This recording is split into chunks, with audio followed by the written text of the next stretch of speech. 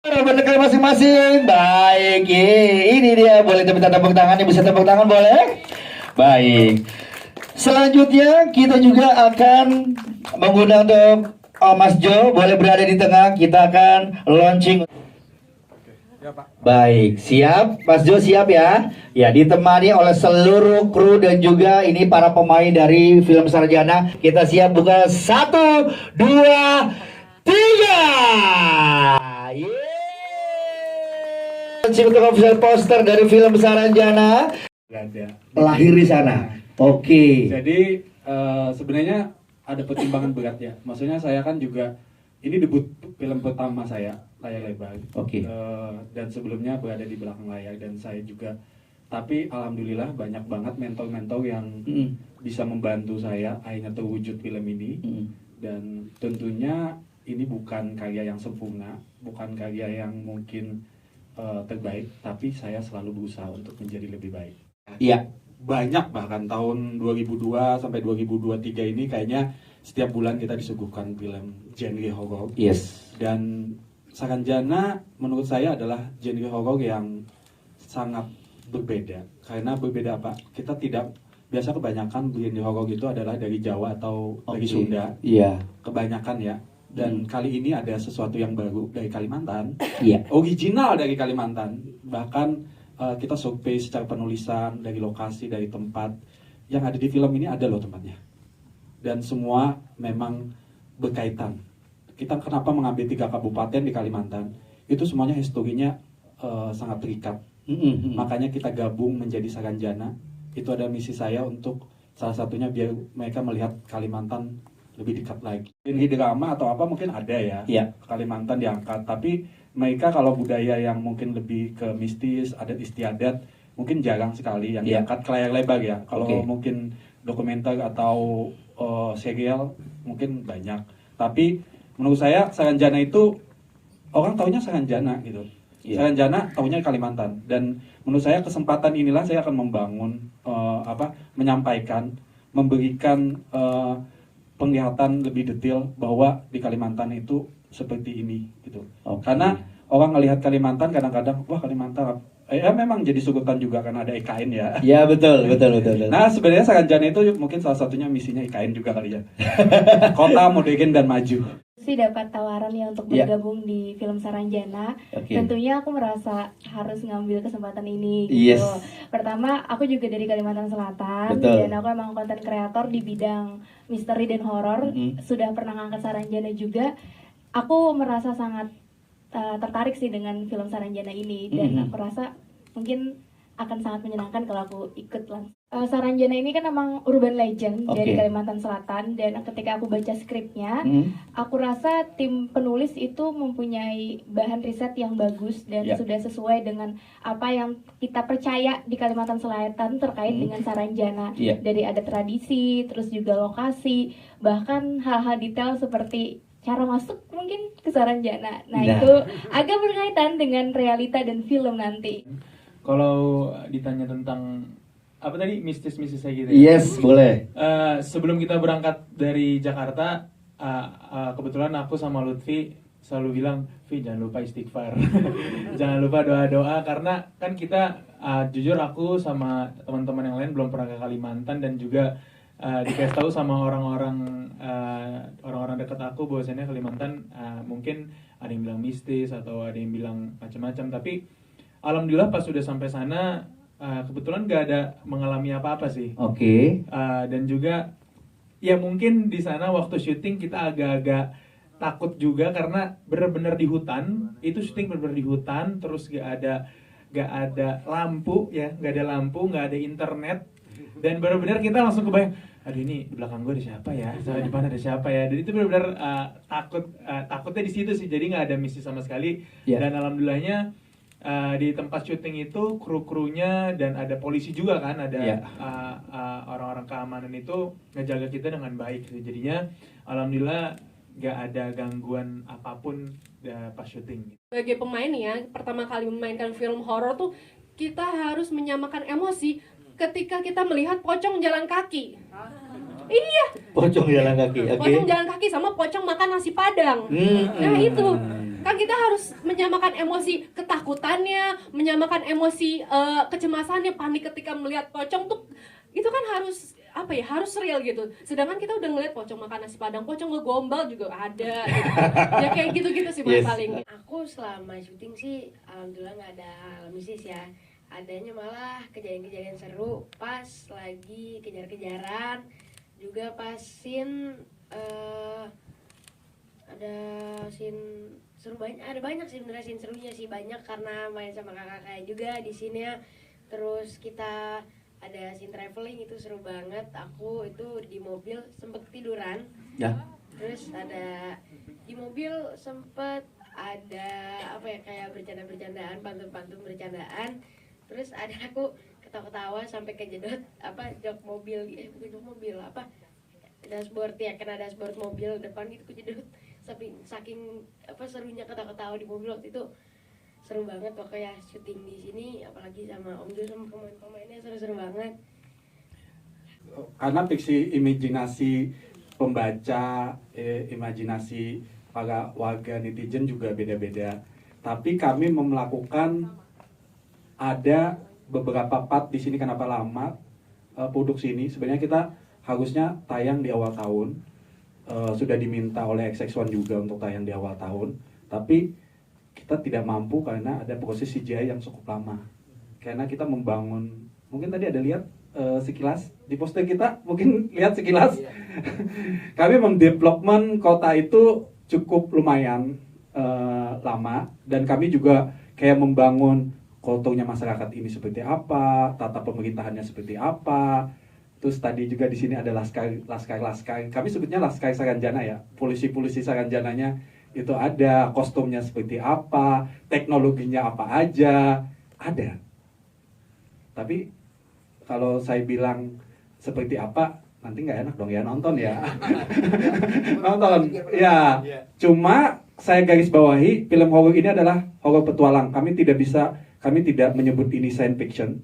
Walaupun sebenarnya kalau kalian nonton, oh ini layak kok jadi science fiction, tapi kami tidak bisa menyebut itu karena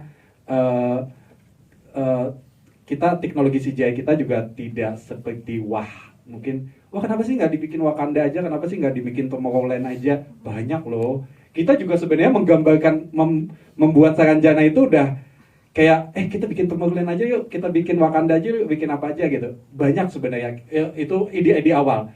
Cuma di sini kami sebut membuka gerbang Saranjana. Next ini bisa jadi nextnya bukan horror, malah ke science fiction. Karena di sini membuka Saranjananya sebenarnya. Di sini membuka Saranjana ini adalah membuka akar budayanya, membuka akar di mana bagaimana membuka gerbangnya, bagaimana menuju portalnya, bagaimana kenapa itu berinteraksinya. Dan teman-teman itu kalau pas baca naskah itu sebenarnya excited banget. Kenapa? Karena horror yang di sini saya nggak berani bilang bahwa ini akan menakut-nakuti kalian atau kayak wah ini pengen serem banget gitu. Enggak juga, tapi kita sebut ini film mistis karena petualangannya menuju sana itu. Jadi horor petualangan seperti kayak syutingnya itu, kita melakukan 3 kabupaten. Tadi menjawab lokasi ya, lokasi itu 95% kita ada di Kalimantan, dan bahkan mungkin nggak pernah di syuting film-film Indonesia karena kita memang kabupaten yang benar-benar yang mereka sebut tadi benar. Emang saya bohongin mereka, oh nanti ke Kalimantan kita gini-gini ya gitu. Pas datang, kita pakai tenda ya. Oh kita makannya gini ya gitu loh. Bener, mereka naik perahu. Dan saya salut loh sama pemain saya. Perahu itu dinaikin 5 orang ya. Dan gue baru ke Jakarta tahu kalau ternyata beberapa pemain gak bisa berenang. Seandainya mereka kasih tahu ke saya, itu saya takut. Itu Kalimantan, sungainya itu bukan sungai yang kecil. Dalamnya itu dalam banget, ya kan? Kalau mereka tercebur atau hilang gimana saya gitu kan? Mana saya lupa asuransikan mereka lagi. dan kalau seandainya mereka bilang tidak bisa berenang, wah saya takut tuh. Dan pada saat itu ya, mereka tuh bebas. Awalnya mereka ketakutan karena kan perahu Kalimantan tuh kecil banget, diisi 5-6 orang ya. Dan mereka itu baru pertama kali naik perahu, dan itu perahu bukan perahu dayung ya, ada mesinnya. Ada mesinnya jadi gitu yang cepat, kecepatan tinggi bisa balapan lah ya itu ya, bisa masuk gitu kecepatan. Dan mereka itu berada di kapal itu pertama sih takut, tapi kelamaan kok mereka ketagihan ya. Iya, ketagihan. Jadi mereka itu salah satu scene-nya kan banyak tuh di perahu ya, teorinya gitu. Dan itu mereka baru ngeh bahwa mereka nggak bisa berenang, dan dia pikir mungkin sungainya kecil-kecil kali ya. Di pas mereka melihat sungainya itu dari sini ke seberang aja kecil, jadi saking jauhnya gitu.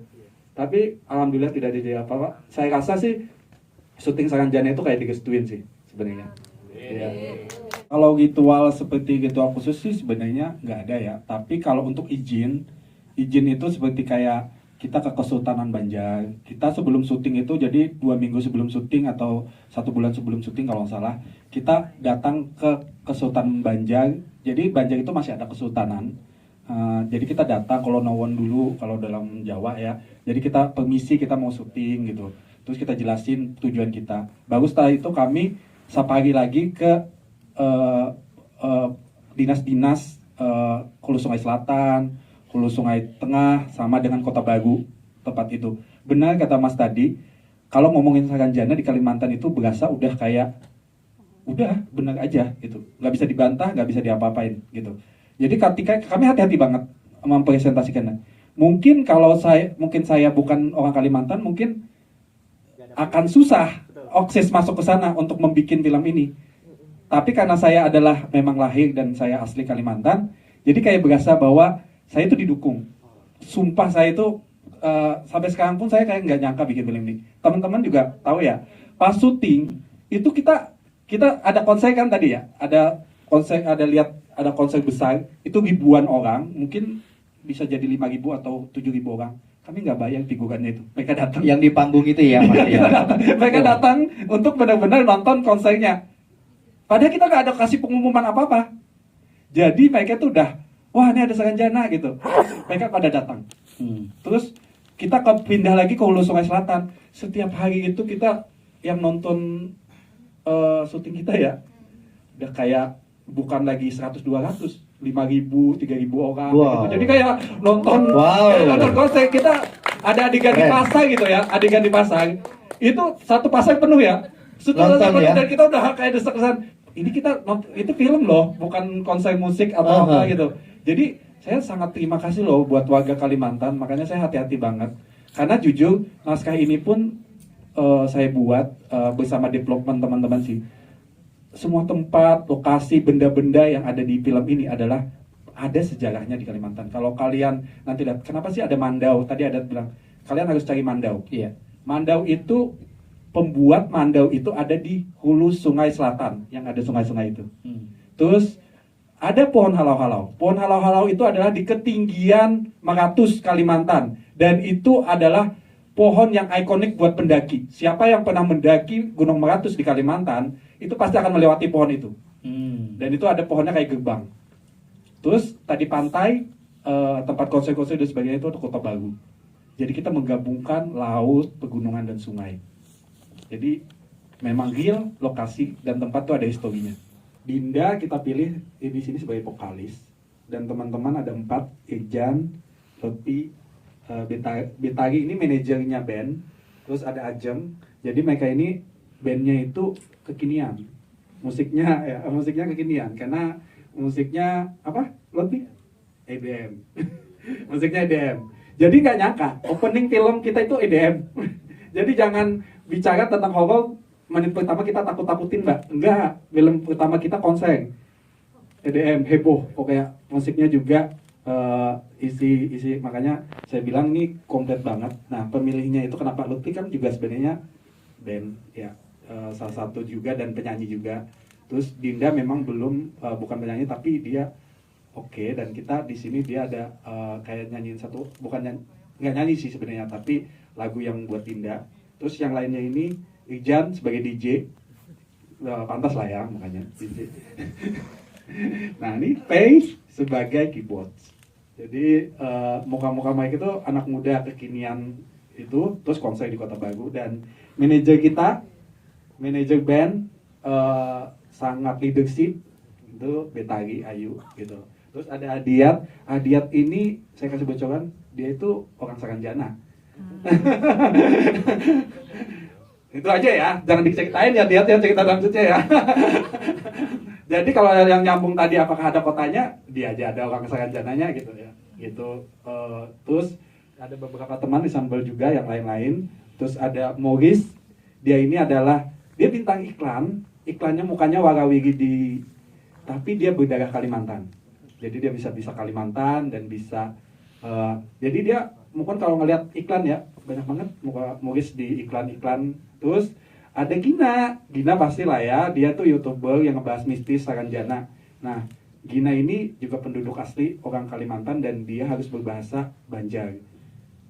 Karena dia lokal banget ya. Pokoknya makanya tadi ada pakai bedak maskeran, dialah orangnya. Jadi dia memang harus menjadi warga lokal. Itulah pertimbangan saya kenapa memilih casting juga yang tidak mensusahkan para pemainnya. Apalagi kayak Gina ya pasti bisa bahasa Banjar lah ya. Terus Anwar juga, Sam, yang lainnya memang tidak diharuskan berbahasa Banjar karena mereka anggota band yang terpaksa harus bertualang gitu. Jadi premise-nya itu ya, anggota band yang terpaksa bertualang karena vokalisnya hilang gitu sih. Jadi bagaimana mereka masuk Saranjana itu sih di film ini.